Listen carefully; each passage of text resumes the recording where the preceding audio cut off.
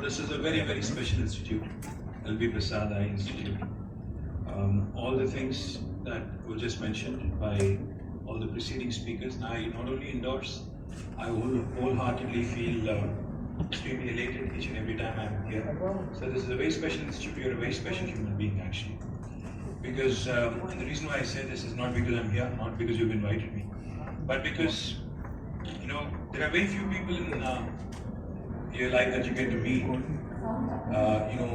inspire you, who want you to be a better person. And Dr. G.N. Rao is certainly one of them, I can tell you without an idea.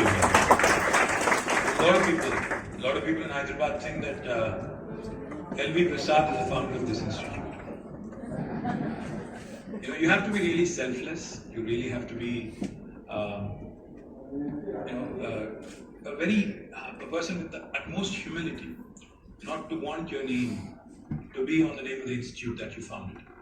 Now that in itself, I think, goes to tell you what kind of a man Dr. Gullapalli Nageshwara Garu is. So, my compliments to you, sir. I think the recognition came in pretty late, actually, if you ask me, MSR.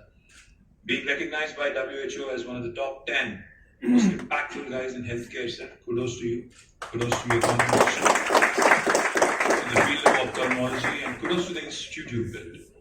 Because this institute, again, has been recognized by Shumaz, as one of the top 10 research institutes in healthcare, in eye care in the world. Again, compliments to the institution you built, sir. I think as individuals, when we, I think COVID as what we do in life, where we are headed, etc., etc. And the one thing I think you all realize at the end of the day, at least I have, is that, it is not an individual that is going to be there forever. Because, all of us, most of us have lost somebody that we know, or somebody that we love, or somebody in our family, or we knew somebody who lost somebody, that sort of thing. We live like we are here for 1,000 years. We all do. Every day, in and out, we're thinking about materialistic comforts, we're thinking about lofty ideals, lofty goals, where we want to be in life and what we want to accomplish in life, etc., etc. But the fact is, none of us are here forever. But what matters is what kind of an impact an individual has had over the society, and what kind of an institution or what kind of an impactful presence that man had or that woman had while he was on this planet. And I think truly outstanding people build institutions which outlast them. And I think LV Prasad Eye Institute is a standing testimony to that, and my compliments to the entire team. From 1978 until 46 plus years, Dr. Rao, you've done fully well. You continue to outdo yourself, because each and every time I see something like this, each and every time I'm invited here. I was here when Srujana Center for Innovation was launched. I was also here a couple of months ago to get my eyes tested. I've become old. I have 3 sets of reading glasses now, unfortunately. And I'm also, when Dr. KTR was speaking, I was thinking to myself, I'm a patient of diabetes mellitus. So I'm certain that glaucoma is going to hit and set in at some point in time, and a cataract is needed at some point also. I'm going to come back. But the point is, institutions need to outlast individuals, processes need to outlast personalities. And that's the only way your business is also going to succeed. Our Chief Minister, KTR Garu, keeps telling us, keeps reminding us, whenever I tell him about something new, something fancy in technology, the one question he has, without fail, is, what is the societal impact of this technology that you talk about? Does it have a positive societal impact? Or is it just one of those fancy things that people talk about, which goes nowhere and helps nobody, but it's cool to have? And that's the one question. When Mohan Reddy Garu was speaking, I was thinking, yes, truly, the power of computation has increased, the cost of communication has cut down, the cost of memory, the cost of computing has come down, but healthcare keeps getting more and more expensive. And especially for a third world country like India. We don't say it often, out of pride or whatever. The fact is, India is a huge population out there who are not privileged enough to have access to good healthcare. And of course, therein lies also a business opportunity from an entrepreneurial perspective, if you think about it. My humble request to all the entrepreneurs in this room is, of course, as MSR said, I think profit with a purpose. That matters. That should matter. That should, in fact, be the goal, if you ask me. Especially if you're an Indian who wants to innovate in India, who wants to incubate in India, wants to incorporate in India, and who also wants to serve in India. I think you need to have that sense of profit with a purpose. Because you can make money, in many ways. You can go out, do some real estate transactions, you'll still make money. But to be able to impact lives, to be able to deliver some good, I think it truly takes character, truly takes courage and commitment. Because entrepreneurship in India is not easy. As MS said, it's a lonely journey. And wealth creators in India are not really, those especially who make lots of money are not really respected as much as they are in the West, trust me. So point I'm trying to make is, innovation, entrepreneurship is the only way I think this country, any developing country, any emerging economy is ever going to prosper. In fact, Ajit Rangnekar, who heads our RICH, the institution, Research and Innovation Circle of Hyderabad, whose primary objective, who's been driving this, in fact, with a lot of passion. In fact, Ajit wanted nothing to do with government. I had to convince him, I had to tell him, no, this is going to be a very different government. I'm really thankful to you, Ajit, because you said something very nice. You said, we have the best ecosystem in the country, this state. I'm truly delighted, truly touched. And finally, you agree with me that this state and this government honestly has done whatever it could in terms of beefing up the infrastructure, the ecosystem, making it conducive to come, innovate, to actually, probably create enterprises out of this place. The 2 points I'll leave you with.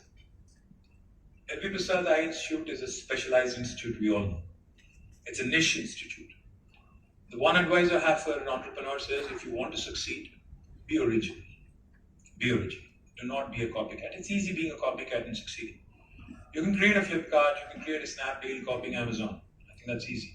You can create a number of other such spin-offs and such copycats by copying and aping what's already done and dusted in the West. But if you're original, if you come out with something truly world-class, the best time to be an entrepreneur is not now.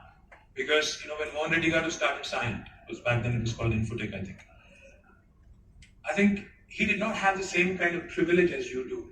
When MS was speaking, when Ajit was speaking, they were talking about everything else but capital. Because in today's world, if you have a great idea, capital is not a challenge, not a constraint. Back in the day, a couple of decades ago, capital was a huge challenge. To raise money, to fund your idea, to actually go to market, to commercialize it, that was the biggest challenge. But in today's world, capital is one of the last things that people talk about. It's the idea, the product, it's how quickly you can bring to market, how original it is. I think that's really what matters. The second piece of advice I have for you, first is be original, be courageous. Second, please celebrate failure. Because today, we have 42 guys here, out of which I think 3 are going to be 12 finalists, and 13 rather, with somebody who just leapfrogged, or I don't know what is that wild card thing, whatever that is. But there is only going to be 3 people, three teams here who will finally be getting something like a felicitation, some award, or whatever it is.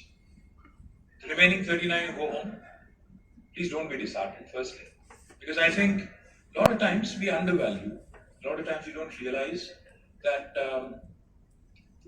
What we take for granted in normal times, normal courses, and what we really don't realize, in the importance of mundane, we need to understand that failure and learning is a part of life. Till COVID came about in our lives, till COVID came along in our lives, I think many of us were cribbing about how boring work is. When you have an idea, even if it sounds like a very normal one, please don't overlook it. Just don't go for the fanciest of ideas. Look at the most mundane problems. Look at the most innocuous, most simple looking like problems. Focus on them. Try and find optimal solutions. Even if it means, even if you start thinking that this isn't a great idea, this isn't earth shattering, it may not be. It could just be a very simple idea, but it has to be original. Even if it's mundane, even if it's very common, even if it's a very small pain point that you're trying to address. Especially, I loved what you did, ma'am. I think I forgot your name. Nandini, what she did with the kids, the pediatric solution that she came up with. I think that's brilliant. We don't really think about it, etc. We don't necessarily think from their perspective because they can't speak. So we need to look at these minute little things and what solutions we can possibly come up with. The third thing I'll tell you, be original, be very, very, like I said, even look at the most mundane, normal things. The third thing, I think I'll leave you with this. is please leverage the ecosystem here. Please leverage the ecosystem. Because, when there aren't many institutions out there. Mr. KTR and Arun, please come on the stage to felicitate our winners. And you may shut up.